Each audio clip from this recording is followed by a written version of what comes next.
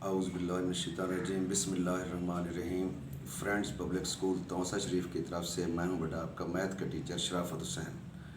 Exercise 1.5 बेटा हम कर रहे थे। 1.5 में एक सवाल है बेटा, क्वेश्चन नंबर 3। उसमें आपको बी मैट्रिक्स दिया गया है, बी कॉलम दिया गया है। आपने साबित करना है कि B into B inverse is equal to I.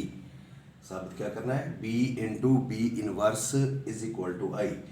B column आपको दिया गया है। पहले हम क्या मालूम करेंगे बेटा? बी का ज़रबी माकूस। इसे क्या पढ़ेंगे? बी का ज़रबी माकूस या multiplicative inverse of B. Simply इसको हम बी इनवर्स कहते हैं।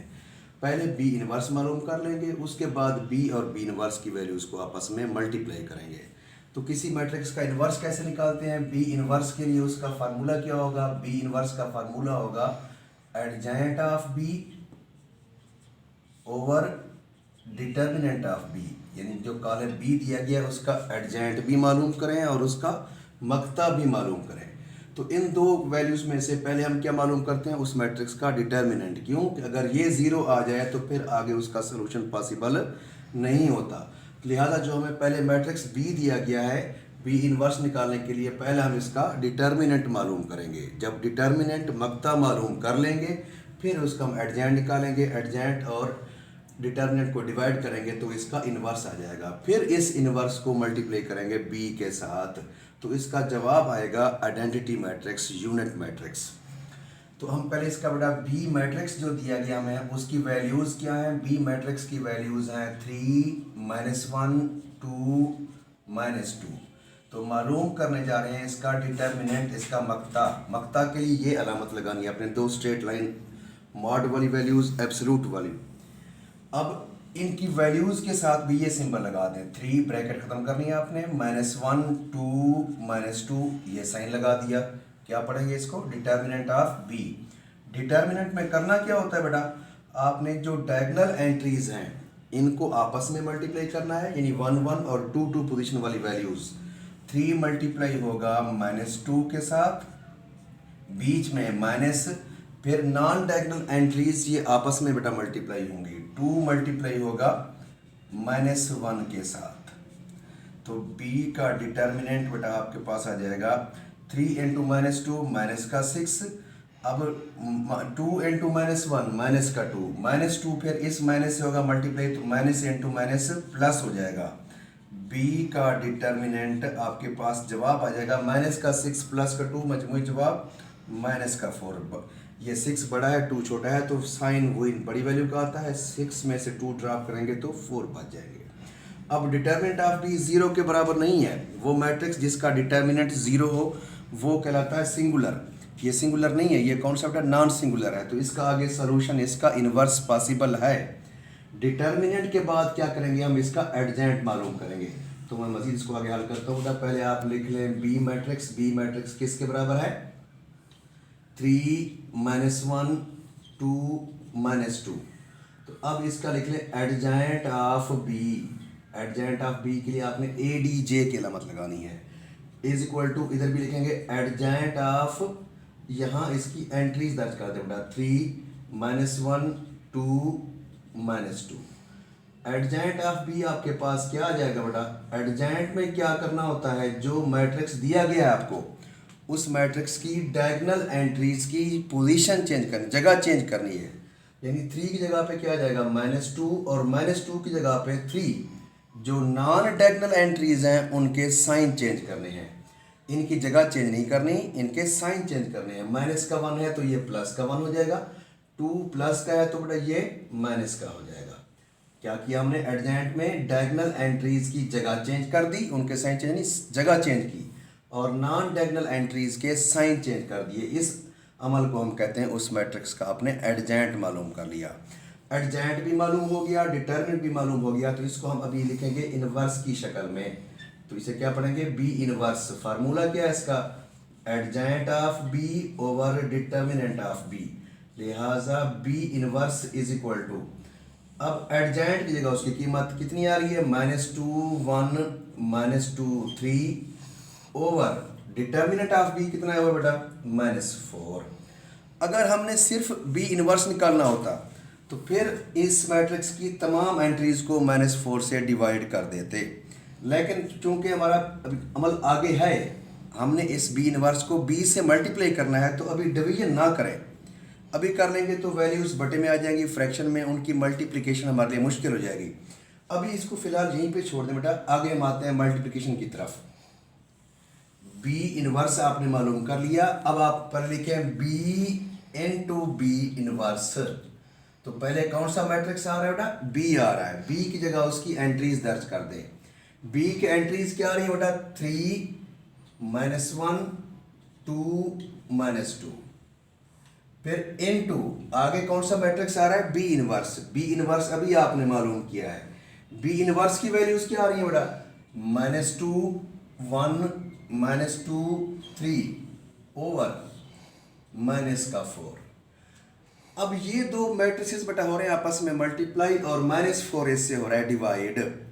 तो पहले हम क्या करेंगे, इन मैट्रिसेस को मल्टीप्लाई कर लेंगे, डिवीजन बाद में कर लेंगे। अगर डिवीजन पहले कर लेंगे गलत नहीं होगा, लेकिन उससे फिर इस मैट्रिक्स की वैल्यूज फ्रैक्शन में बटे में आ जाएंगी।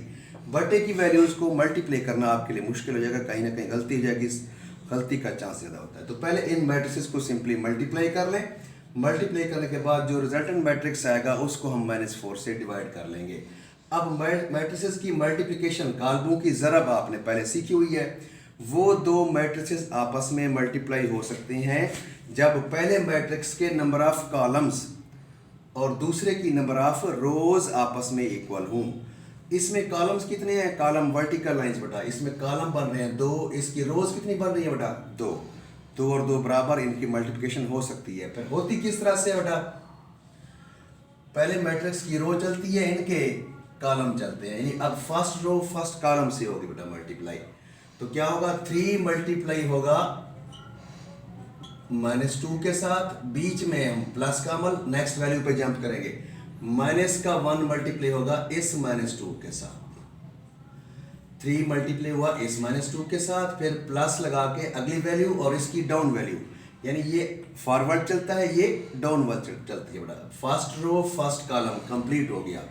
अब फर्स्ट रो की मल्टीप्लिकेशन करेंगे हम किसके साथ? सेकंड कॉलम के साथ, यानी गैप देके 3 मल्टीप्लाई होगा इस 1 के साथ, बीच में प्लस इसकी नेक्स्ट वैल्यू -1 मल्टीप्लाई होगा इसकी डाउन वैल्यू 3 के साथ। दोबारा देखिएगा बेटा मल्टीप्लिकेशन को, इसकी हमने फर्स्ट रो चलाई, 3 को मल्टीप्लाई किया -2 के साथ, फिर बीच में प्लस लगाया, उसके बाद इसकी नेक्स्ट वैल्यू -1 मल्टीप्लाई हुई इसकी डाउन वैल्यू -2 के साथ। फर्स्ट रो फर्स्ट कॉलम, फिर first row second column, 3 multiply होगा 1 के साथ, प्लस -1 मल्टीप्लाई हुआ डाउन वैल्यू 3 के साथ।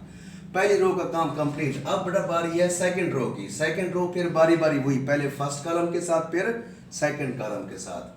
तो 2 मल्टीप्लाई होगा बेटा -2 के साथ,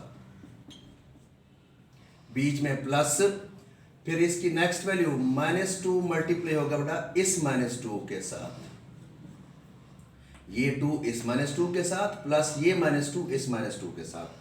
सेकेंड रो फर्स्ट कॉलम, अब सेकेंड रो सेकेंड कॉलम, ये वाला 2 बेटा मल्टीप्लाई होगा 1 के साथ, बीच में प्लस, अब इसकी नेक्स्ट वैल्यू -2, ये मल्टीप्लाई होगा बेटा इसकी डाउन वैल्यू 3 के साथ। सेकेंड रो सेकेंड कॉलम, तो ये मल्टीप्लिकेशन होगी बेटा। अब बटे में देखें, यहाँ पर आपके पास क्या मौजूद है? -4। इन दो को मल्टीप्लाई करके हमारे पास एक मैट्रिक्स बन गया। जो कुछ फ्रैक्शन बटे में मौजूद था वो वैसे का वैसे हमने लिख दिया। इसको हम सिंप्लीफाई करते हैं, b into B inverse is equal to 3 into -2 minus का 6। अब माइनस इंटू माइनस बेटा प्लस हो जाएगा, 2 1 ज़ा 2, यहाँ पर 3 1 ज़ा 3, अब plus into minus, minus 1 into 3 3,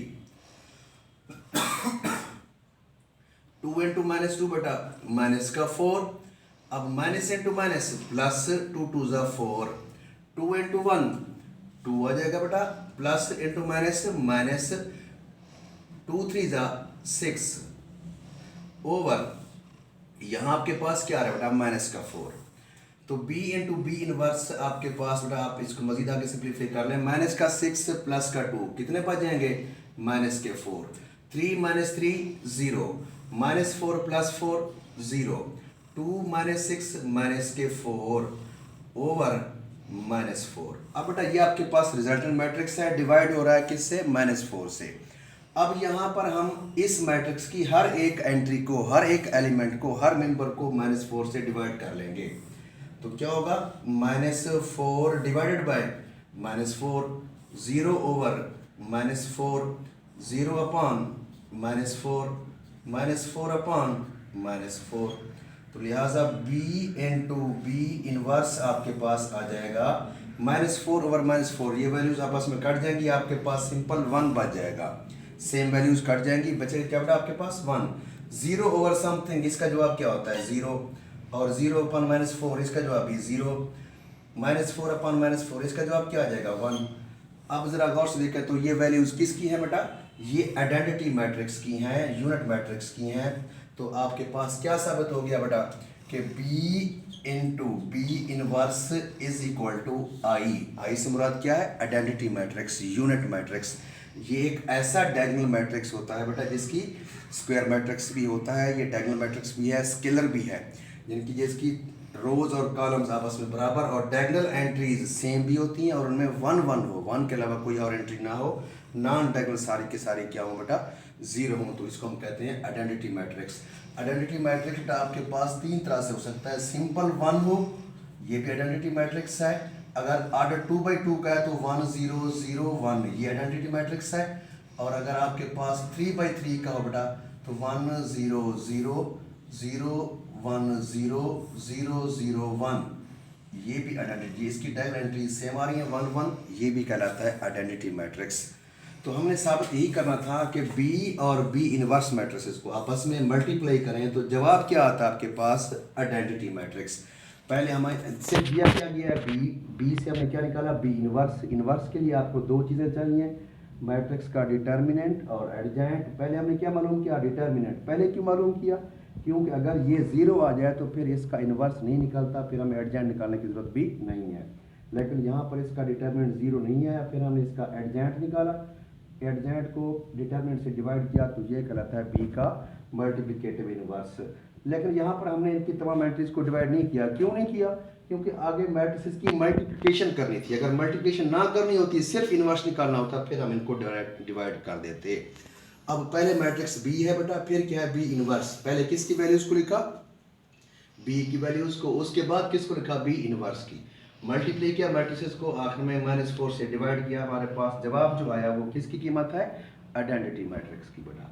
तो इसी का अगला हिस्सा बनता है बेटा कि आप साबित करके दिखाएं B इनवर्स इनटू B, ये भी किसके बराबर आता है, आइडेंटिटी मैट्रिक्स के। अगर हम यहाँ लिख लें बेटा B इनवर्स इनटू B, तो पहले किसकी कीमत लिखेंगे बेटा, B इनवर्स की। तो B इनवर्स की वैल्यू आपने निकाली हुई है, पहले इसको लिख लेना, दोबारा मल्टीप्लिकेटिव इनवर्स निकालने की जरूरत नहीं है, सिर्फ वैल्यू को पहले लिखना है।